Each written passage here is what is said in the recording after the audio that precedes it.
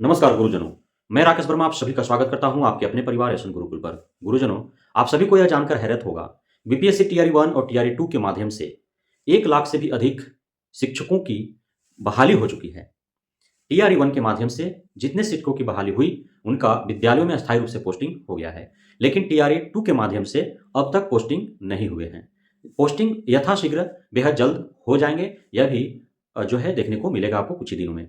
इसके बावजूद भी इतने भारी तादाद में शिक्षकों की भर्ती होती है, उसके बावजूद शिक्षकों की कमी देखी जा रही है। शिक्षकों की कमी वास्तव में है कहाँ? क्यों आप देख पा रहे हैं कि बीपीएससी टीआरई 1 और टीआरई 2 के माध्यम से जो भी सफल व चयनित अभ्यर्थी हैं, जो शिक्षक बने हैं, उनका पोस्टिंग बिहार के सुदूर ग्रामीण इलाकों में किया जा रहा है। अब इसमें आप सभी को ज्ञात है कि बीपीएससी टीआरई 1 में भी नियोजित शिक्षक लगभग 40% झंडा गाड़ दिए। टीआरई 2 में भी नियोजित शिक्षक लगभग 40% सफलता हासिल करने में, परचम लहराने में अपना कामयाबी दिखाया। अब जो नियोजित शिक्षक हमारे गुरुजन थे, वे ऑलरेडी कहीं ना कहीं पोस्टिंग थे। अब हो सकता है कि वे शहरी क्षेत्रों के जो सरकारी विद्यालय था, वहां पे पोस्टिंग रहे होंगे।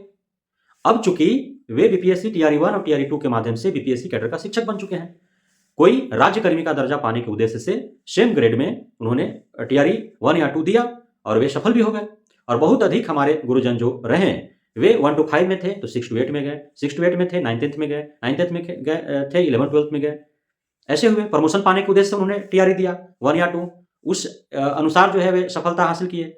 अब उन लोगों का, बीपीएससी कैडर के शिक्षकों का पूर्ण रूपेण उन लोगों का गांव में ही पोस्टिंग हुआ। आपने के पाठक साहब का देखा कि यदि बिहार में शिक्षक बनना है तो गांवों में रहना होगा, अन्यथा यथाशीघ्र बिना समय जाया किए आप जा सकते हैं। समय व्यर्थ न करें, कहीं और इस समय का सदुपयोग करें, ऐसा उनका दिशा निर्देश था। और उनकी बातों को मान करके हजारों टीआरई 1 और टीआरई 2 से सफल व चयनित अभ्यर्थी जो है वो भाग भी गए, जिन्हें भगोड़ा शिक्षक घोषित किया गया। तो अब जो शहरी क्षेत्रों में जो रिक्तियां हैं विद्यालयों में, जहां शिक्षकों की कमी महसूस हो रही है, अब वहां पे जाएंगे कौन? तो वहां पे हमारे जाएंगे गुरुजन, जो लगभग कोई 20 वर्ष से, कोई 15 वर्ष से, कोई 12 वर्ष से, कोई 8 वर्ष से, कोई 5 वर्ष से, कोई 2 वर्ष से कार्यरत हैं, कहीं ना कहीं सेवा दे रहे हैं। हालांकि उन्हें शहरी क्षेत्रों के विद्यालयों में भेजा जाएगा, फिर भी वे खुश नहीं है। खुश नहीं रहने का कारण क्या है? तो वे चाहते नहीं है कि वे जहां है वहां से हटे या काफी दूर भेजा जाए। सक्षमता परीक्षा जो होगी, जिसका आवेदन 1 फरवरी 2024 से होने हैं 15 फरवरी 2024 तक, तो उसमें बीपीएससी टीआरई 1 और टीआरई 2 के तर्ज पर ही आवेदन हो रहे हैं। सारे डॉक्यूमेंट्स अपलोड करने हैं, सारा डाटा फिल करना है, 3 ठो अपना चॉइस डिस्ट्रिक्ट देना है, मार्क्स के आधार पर चॉइस डिस्ट्रिक्ट मिलेंगे, वरीयता मिलेगा। अब माना कि शहरी क्षेत्रों में ही भेजा जाएगा, लेकिन जहां उनका होम टाउन है, होम डिस्ट्रिक्ट है, जहां पे वो वर्तमान में रह करके अपने घर से, अपने परिवार के साथ, बीवी बच्चों, माता पिता, पूरे परिवार के साथ जो है गांव घर के गृहस्थी देखते हुए और शिक्षा का कार्य कर रहे हैं, तो सारे छूट जाएंगे। कोई यदि भागलपुर मुख्यालय का, भागलपुर जिला के मुख्यालय इर्द गिर्द यदि वो है तो शहर में ही है, यदि उसको भेज दिया जाएगा जो है वो बेतिया, यदि उसको बेतिया भेज दिया गया, गोपालगंज भेज दिया गया, कटिहार भेज दिया जाएगा, पूर्णिया भेज दिया जाएगा, मधुबनी भेज दिया जाएगा, हर जगह पे शहर है, तो वह जो है अपना होम डिस्ट्रिक्ट से, होम टाउन से, अपना घर परिवार से दूर हो जाएगा। अब बहुत हमारे जो शिक्षक साथीगण हैं वो अंतिम पड़ाव पर हैं, कुछ ही वर्षों में वो रिटायर हो जाएंगे। तो अब वो अंतिम अवस्था में वो नहीं जाना चाहते हैं अपना घर परिवार छोड़ करके बहुत दूर। इसलिए जो है ये सारे प्रक्रिया जो किए जा रहे हैं, उसके विरुद्ध पटना हाईकोर्ट में भी याचिका दायर की गई है और शिक्षक संगठन जो है इस परीक्षा का बहिष्कार भी कर रहे हैं। मुख्यमंत्री को पत्र वो लिख चुके हैं कि जो मामूली सी परीक्षा दे करके राज्यकर्मी का दर्जा दिए जाने की जो बात थी, उस बात का अवहेलना हो रहा है। और यहाँ पे जो है 3 जिला चॉइस डिस्ट्रिक्ट के लिए जो है ऑप्शन दिया जा रहा है, मार्क्स के आधार पर डिस्ट्रिक्ट दिए जाएंगे, मार्क्स के आधार पर जो वरीयता तय किया जाएगा। उसके साथ साथ जो है कंप्यूटर बेस्ड टेस्ट हो रहे हैं, ऑनलाइन एग्जाम होंगे।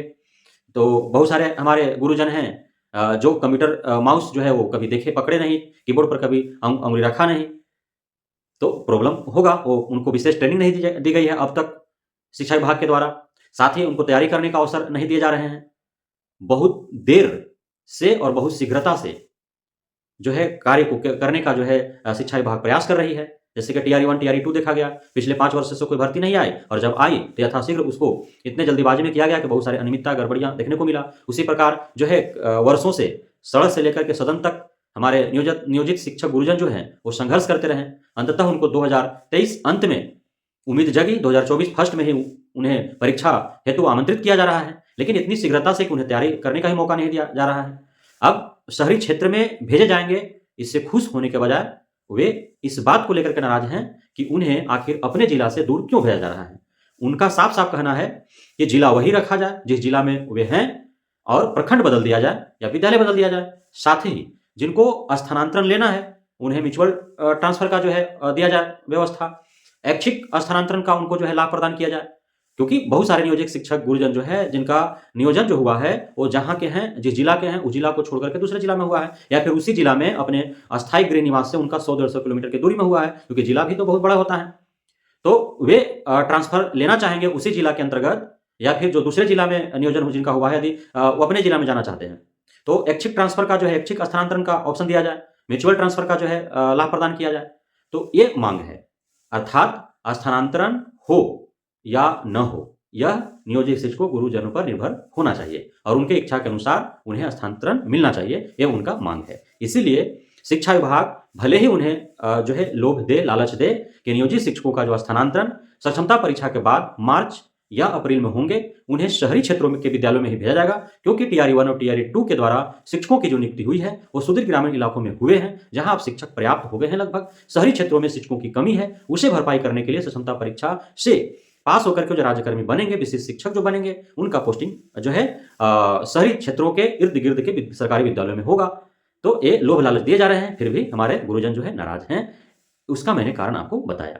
तो हम उम्मीद करते हैं शिक्षा विभाग से, बिहार सरकार से, कि हमारे जो गुरुजन हैं, जो अब सक्षमता परीक्षा देने की भी स्थिति में नहीं है, और उनके लिए यह जो है इस अवस्था में अभी सक्षमता परीक्षा लिया जाना भी नागवार गुजर रहा है, क्योंकि उन्होंने कभी सपने में भी नहीं सोचा था कि उनको परीक्षा देकर के राजकर्मी का दर्जा मिलेगा, और इससे तो अपने आप को तैयार भी कभी नहीं रखे थे। साथ ही कंप्यूटर बेस्ड टेस्ट परीक्षा होगा, इसका भी उन्होंने कभी सोचा नहीं था। तो ये सारे जो उम्मीद जो लगाए बैठे थे और उम्मीद से हट करके जो उन्होंने कभी सोचा नहीं था, उस सोच से परे जाकर के शिक्षा विभाग, यूपीएससी आयोग, शिक्षा विभाग और बिहार बोर्ड जो है वह नियोजित शिक्षकों को उस तरफ धकेल रही है और उन कार्यों को करने के लिए जो है वह कह रही है। इस हेतु इन सारी बातों से आपत्ति है। तो नियोजित शिक्षक हमारे गुरुजन जो हैं वो शिक्षा विभाग द्वारा जो लोभ लालच दिए जा रहे हैं शहरी क्षेत्रों के सरकारी विद्यालयों में उन्हें पोस्टिंग कराने हैं क्षमता परीक्षा के बाद, तो वे भी उनको मंजूर नहीं है। उन्हीं के जिला में वो जहाँ पे उनका स्थायी निवास स्थान है, वहाँ से कुछ दूरी पर जो विद्यालय में अभी वर्षों से कार्यरत हैं, वो विद्यालय से जो है उनका स्थानांतरण दूसरे विद्यालय में कर दिया जाए, दूसरे प्रखंड में कर दिया जाए, ताकि वो अपने घर परिवार, बीवी बच्चे, माता पिता के साथ रह करके और जो शेष जीवन है उनका वो अपना बिता सके। तो बहुत बहुत धन्यवाद आप सभी गुरुजनों का। आपका हमारे ऊपर आशीर्वाद है, प्रारंभ से हमें इतना प्यार मिल रहा है और हम पे आप भरोसा बनाए हुए हैं। जय हिंद।